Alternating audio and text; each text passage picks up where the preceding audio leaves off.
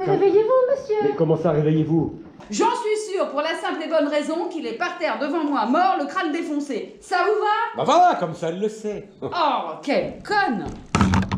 Ah oui, Bah, il m'aurait tué celui-là, mais je connais même pas. Examinons la sculpture. Et vous êtes qui, vous? Vous venez me voir, on ne se connaît pas, on nous disputons, on me retrouve mort. Il n'y a pas à se poser des questions, non? Dans 20 secondes, ça va être de ma faute. Alors, on ne saura jamais qui a fait ça? Peut-être que si, Caroline. Ou en faisant croire que Hervé était toujours en vie après son passage. Ce qui inclut tout le monde ici. Ah non, pas moi.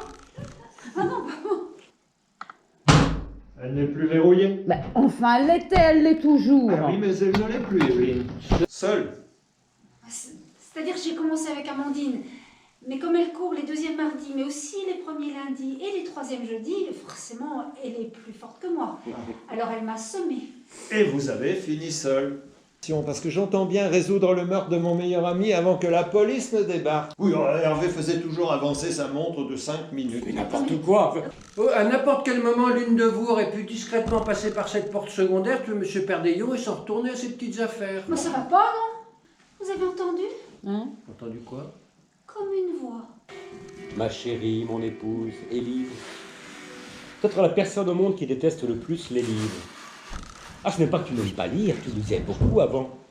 Et puis j'ai ouvert ma maison et tu as continué à lire. Tu me donnais même un avis sur le texte que je recevais.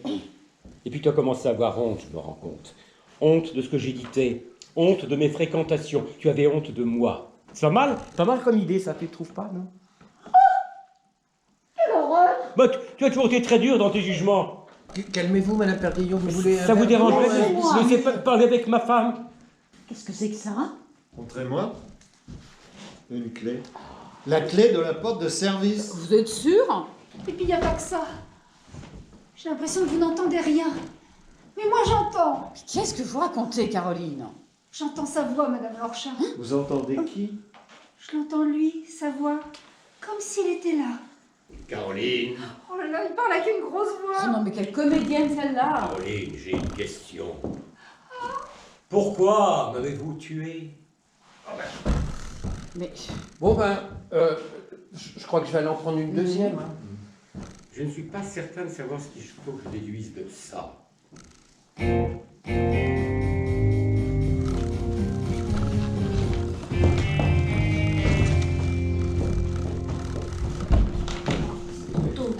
Surtout la lumière. Je pense qu'on peut laisser les changements d'actes un peu plus longs parce que moi j'ai plein de trucs à Moi c'est faire. pareil, j'ai Et pas comme, Il faut les laisser. Alors moi, j'aimerais beaucoup garder le secret. Hein. Elle avait tout le temps de déposer la clé auprès du cadavre avant que nous arrivions. Oh, alors, oubliez, c'est toi que j'ai quelque chose. Moi ça me paraît pas très. Non. Non, Caroline, je ne pense pas que vous m'ayez tué. Oh, Monsieur Perdeillon vient de me parler. Il dit que ce n'est pas moi qui l'ai tué. À vous entendre, Evelyne, il n'y a que des assassins ici. Ce monsieur, c'est cette pauvre Caroline. Vous voyez donc le mal partout. Mais j'ai une très bonne vue, Madame Perdillon. Vous avez tort de croire le contraire. Et d'ailleurs, je crois que vous auriez fait une excellente meurtrière. Oh, salope! Oh, mais je lui claquerai sa face à cette connasse. Evelyne, ne soyez pas si passionnée, je ne vous reconnais plus.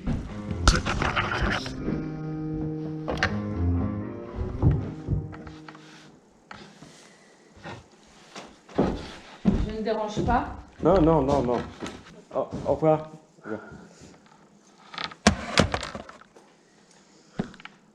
Tu avais quelque chose à me dire? Oui.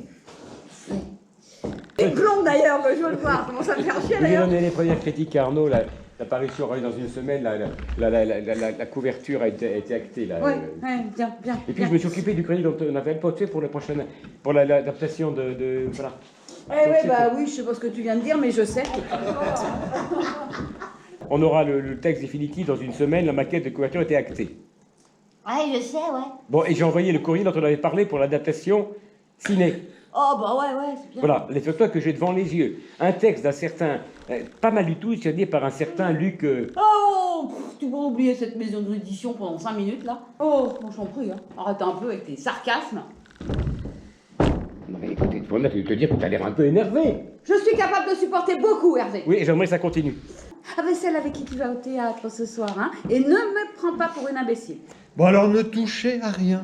Je ne sais pas si ce sont les meilleurs qui partent les premiers. Ah si, si, c'est ce qu'il faut mais- dire. Toujours, toujours.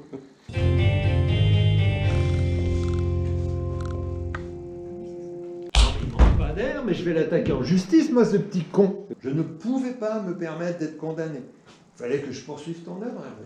Que je perpétue la maison entre terre et ciel. Je t'enlève pas ça, rassure-toi. Mais c'était par lâcheté, tu l'as dit, par peur.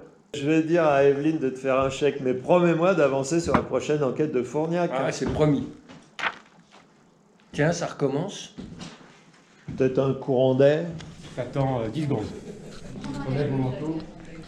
Non, je sais. Il y a du monde, non? On voit rien, hein. On voit rien du tout. Non, bah c'est pour plus mal.